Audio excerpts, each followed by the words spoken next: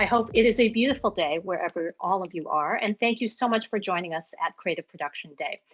This is Solving the Content Gap, how to produce more creative with the same resources. If you are looking for content, data, and speed, noteworthy competitive levers for your brand with Coursera, please scroll to the top of the agenda and click on track 2, which is where you'll find that. But of course, we hope that you'll stay here with us. I am Clair Carter-Ginn, and I'm a partner at Forecast, a consultancy focused on casting and creative and studio operations. And I am very excited to be speaking with the fantastic Luisa Wills, SVP of Global Creative Marketing Operations and Content Production Studios at PVH.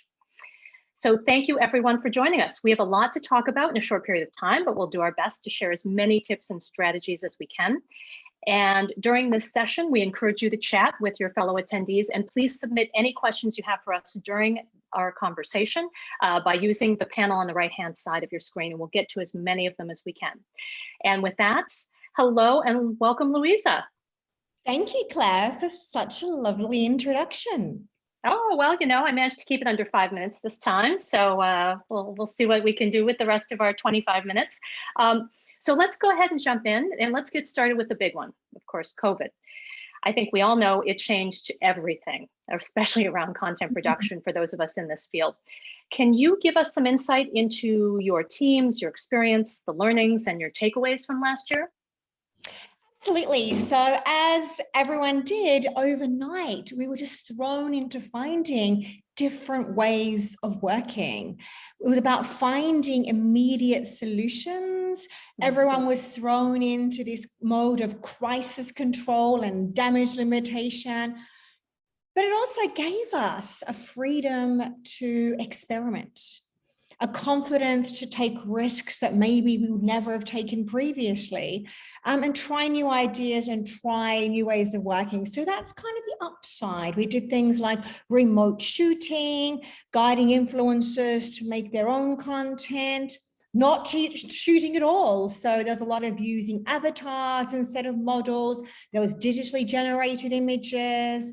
There's using product renders, which are output from 3D design software.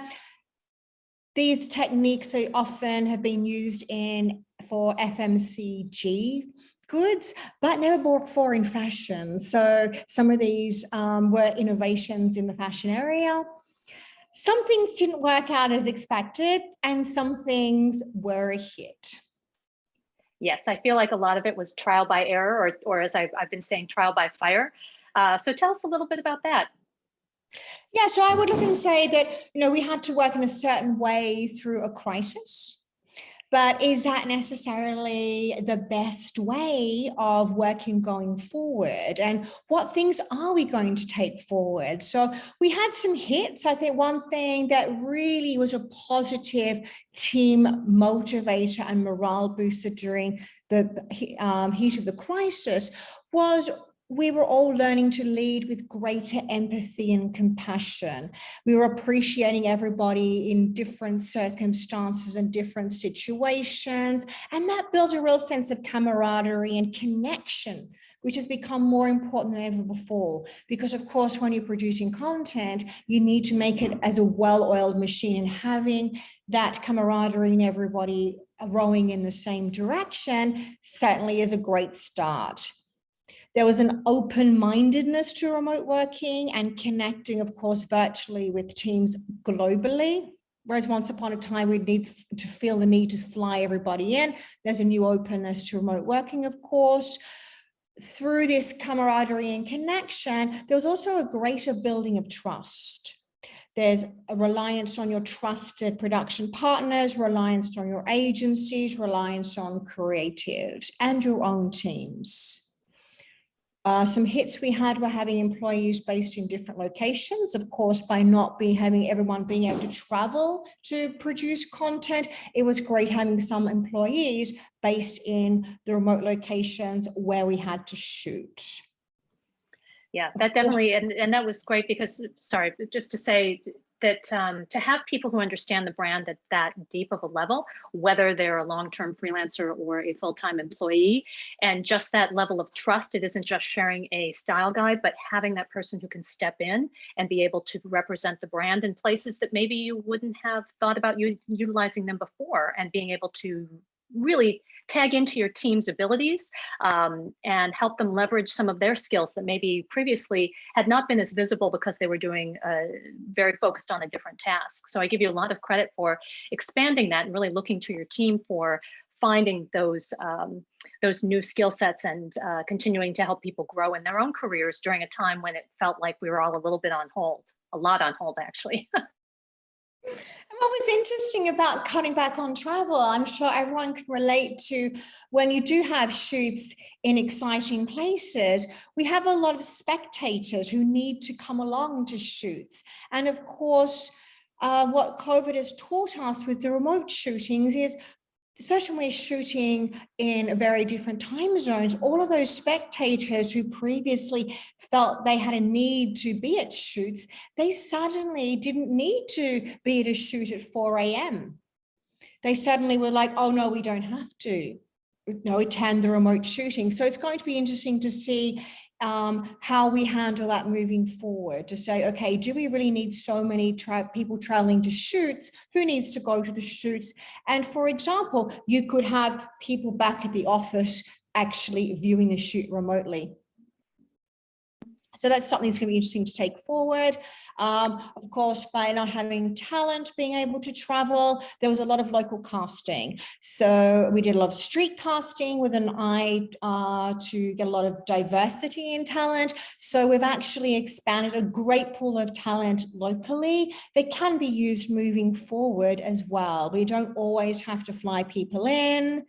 Of course, connecting sustainability into all this. Sustainability has definitely risen to top of mind during COVID, and also ways of which we can address sustainability in productions moving forward is super important.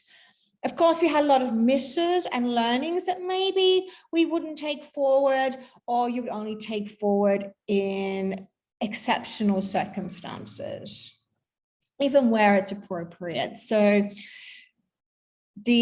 while remote shooting is successful, it filled a need we had at the time. It's very difficult working across different time zones and also having no art directors present on shoots. That tends to work when you're executing to strict guidelines, but when you're expressing a creative idea, it becomes more important than ever before to actually have an art director on set if you can. Mm-hmm. Models doing their own, models doing their own hair and makeup was certainly a challenge that we had through COVID. So of course, when governments introduced like a ban on any close to body industries, no hair and makeup. So we were teaching models how to do their own hair and makeup, and that certainly came with a lot of hit and misses in the end results. Absolutely. And I do think that that's something that, for those of us who, as many of us have worked on shoots with a smaller budget at some point during our careers, you have had that ordeal where you've had 5 models and 1 hair and makeup combo artist. And so to really be able to find the models who can do their own hair and makeup, or kind of, who have a natural ability to style themselves, who come hair and makeup ready looking gorgeous, and you just have to do a quick touch up, that I think people like that have continued to excel. It's almost like you can't just be one job. You have to be able to do 5 on set these days. And that has been really interesting, I think, from a casting perspective for us. It's just really looking at what the client needs versus what's the sample size, and what is the breakdown that you need for the model. It's more, what do you need the model to do?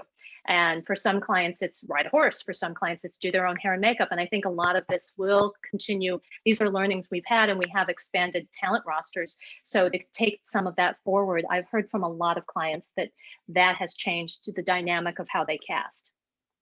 Absolutely. And also the digitally generated images, hit and miss once again. I think especially with fashion, or industries and brands where there's a heavy reliance on an emotional connection with the brand, the digitally generated and AI images, it's not there yet. Technology is a great thing. We're probably going to get there in future, but it's not there yet. And also there's a lot of challenges in color correction to make sure the digital renders. It's hard enough in photography to get the colors accurate. And it was even harder using 3D design sketches to get the color accurate. Right. Once again, it's an evolution. Right, exactly. And maybe one of, as you said, one of the things you might not take forward, but good to know you can do it in a pinch. And I think that's a lot of the learnings we've had, is great ideas to bring forward and things that we know that now we can do to get the business done and get the product up there. Absolutely. So, when you're faced with having no content at all or producing something, well, we really adopted that idea of something is going to be better than nothing at all, especially in the digital selling environments. Of course, with stores being closed, online commerce became even more important than ever before. Absolutely. Absolutely. And so, you know, having been through everything we've all been through in the last year plus, I think the big question now, I think for a lot of brands and retailers, is how do we move forward? You know, we spoke to some of the things that you learned and some of the things you're taking forward, some you won't. But as we've discussed, the digital focus that many brands have had to take has really changed the type and the frequency of content that, one, that consumers expect, and that, two, that we're having to create. And a lot of times that does mean an increase in the volume of content that we have to create, and oftentimes without additional resources. So without additional people, without additional budget. So I think people would love to hear from you some of the tips and insights that you have on how you've been able to do that, and some of the things that you're trying at PVH and that you might recommend people take an eye to for their brands as well. So I guess everyone's challenged with producing more and more and more, faster, and actually we don't have any more budget. So how are we going to do it? I would say the overall key is how you're going to optimize to make that happen. I mean, the obvious starting place, of course, is looking at ways to cut costs. But optimization is not about going cheaper. You can always find a cheaper photographer, a cheaper model, a cheaper production. That company, that's not the key to success, is just going cheaper, because ordinarily you're getting what you pay for. So I would say 3 areas of focus would be planning. Planning is essential to gaining production efficiencies, optimizing workflows and ways of working, and also using that budget that you do have to the greatest effect. We mentioned before about the whole COVID crisis really bringing people together and building trust and camaraderie. That improving communication and collaboration right from the very, very start is super important to optimizing the workflow and ways of working all the way through. So it's really looking at end to end, not just that section of the physical production moment. It's looking at what happens before and also what happens afterwards in the distribution of your content as well, because any changes you can make along that workflow are going to have an impact on your timing and also the better use of your money overall. Yes, absolutely. So it's really getting that briefing right up front, saying, okay, what are we here to do? What do we actually need to do? In the olden days, also, sometimes there's a tendency to make it up as you go along. So it's really saying, setting those expectations and making sure they're clear up front and not taking a different direction on set. Yeah, I agree. I think that, as you and I have certainly spoken about, and anybody who's heard me speak at any of the Henry Stewart events knows I always go back to the brief, because I know it's the first stop. And if you get a brief that says spring and merchandise to come and budget to come and due date to come, it's like, well, I wanted to get you something so we could get started. Well, you know what? We got to push this back. And so I think it really is having your gatekeepers set up who are able to say, we need more than this to kick it off. I know we need to kick something off, but I need a little bit more information so that we can move forward and do that planning that you mentioned, and the optimizing and figuring out how to utilize the budget to the best effect. So it's creating what you need.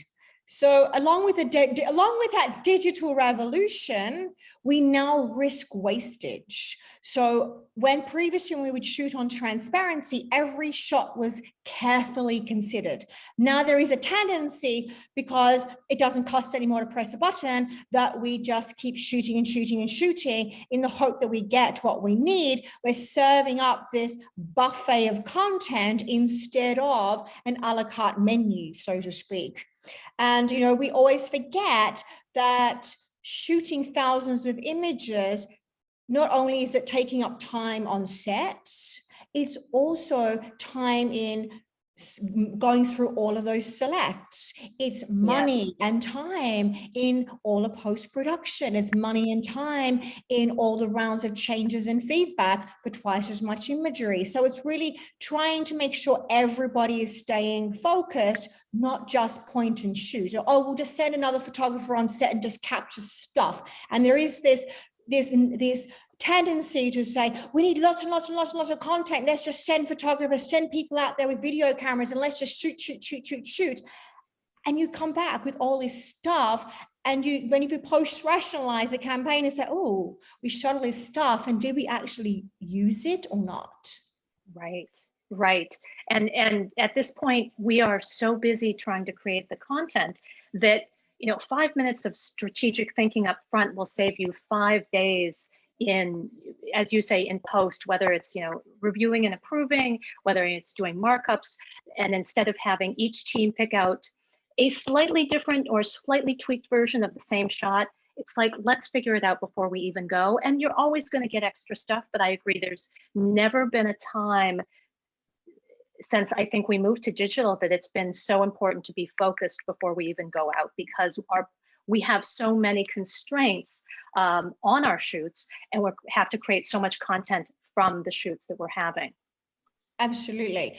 And it's really saying, how can we shoot the content up front, but also consider when we're shooting and then that planning stage, how we're going to use it. So how can we repurpose content that we have, or repurpose the content we're creating? Do we need to, for example, change the styling or change the lighting or do something in post-production? How can we repurpose the content to greatest effect?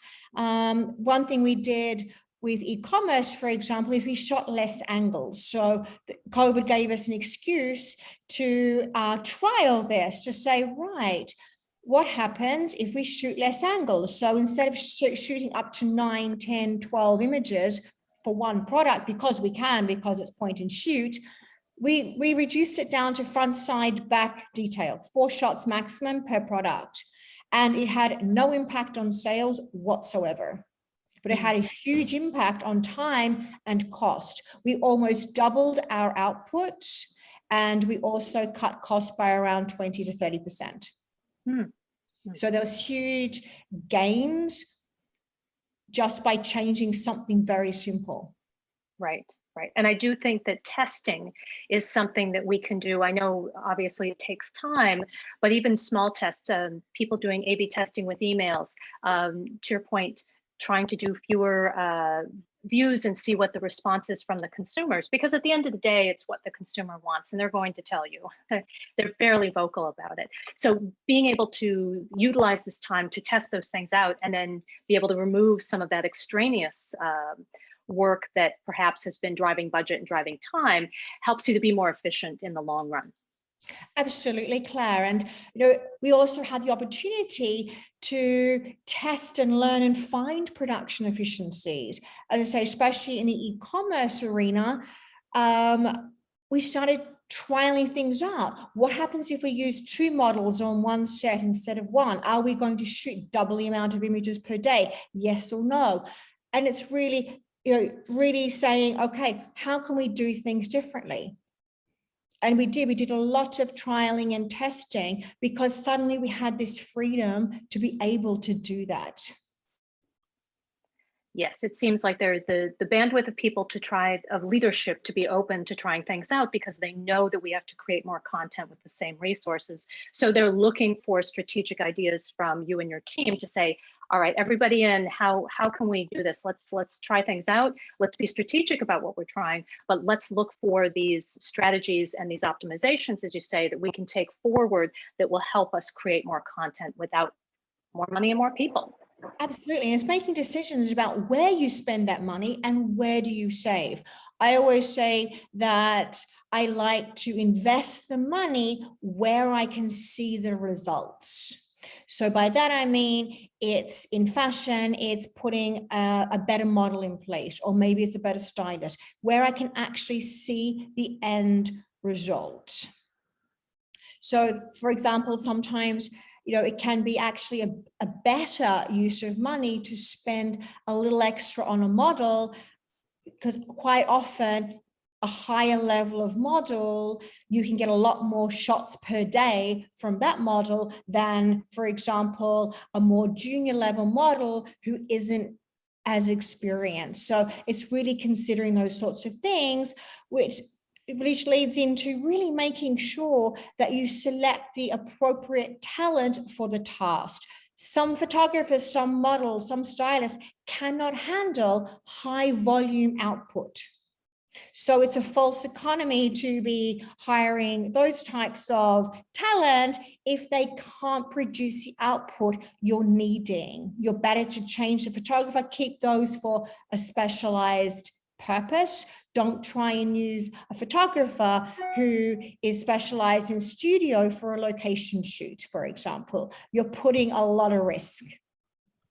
Yes, and I think that that can go for your creative teams too, and your production teams, is making sure that you have the right people for the job, and knowing that if you have a high volume shoot, putting an art director on a shoot who's used to doing editorial with 20 shots a day, asking them to art direct 80 shots a day. Hey, we've all been there, we all have to do it, but really finding those team members, whether they're freelance or full-time employees, who are able to deliver, again, the volume of content and create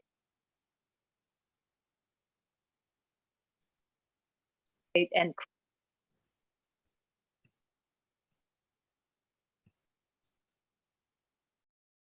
came up.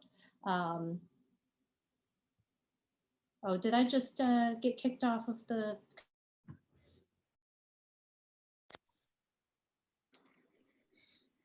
How about now?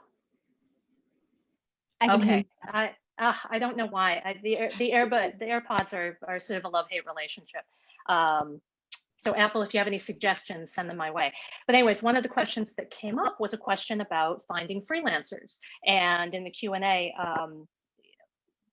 whether it's a platform or a company, a trusted vendor, sort of what we call permalance, finding those people.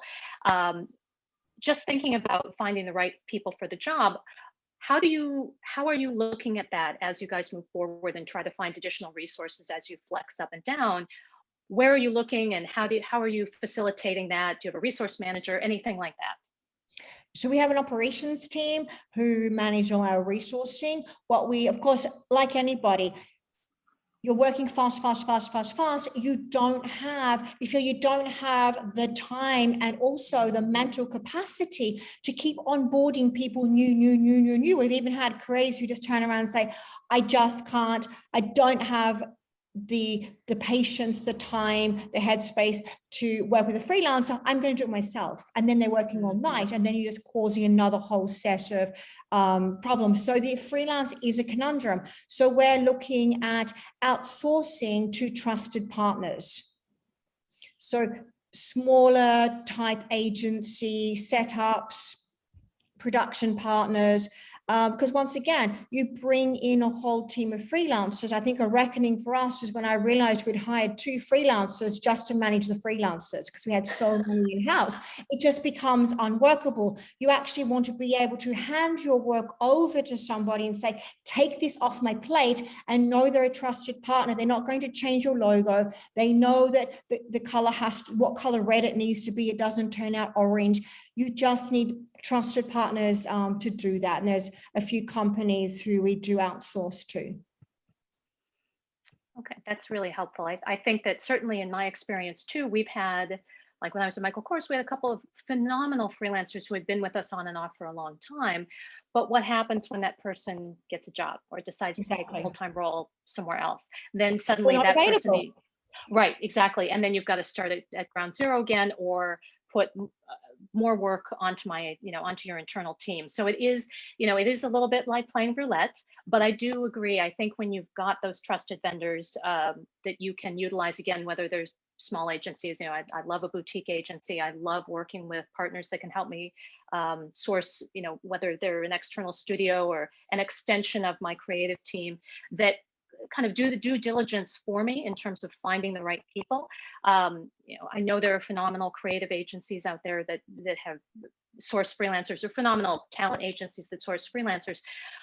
But my team doesn't have the time to dig through 40 portfolios. We need someone to help us find those people, again, to help us, who can just jump in and start helping us create the content. So thank you for that. I think that, and a lot of those freelancer platforms, you are assuming that all creatives are created equal, and they're not. Say a designer is not a designer, or a photographer is not a photographer, an art director is not just an art director. So to plug in your needs, to say, I need an art director on this day, this time, for this kind of a brief, it's like there's no human interaction there who's actually taking in your needs and wishes and what your brand is, and whether this folio is actually aligned with what your needs are.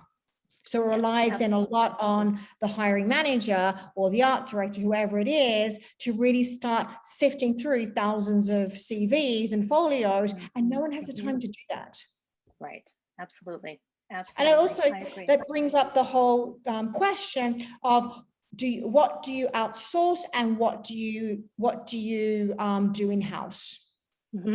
So sometimes it's actually thought that it's cheaper to do it in-house, and actually it can be a lot cheaper to outsource. For example, pack shot photography. There's a lot of experts out there who are running production machines and at factory prices, and we've done the due diligence, and we can never match those prices in-house because we're not reaching the economies of scale. We don't have those high volumes.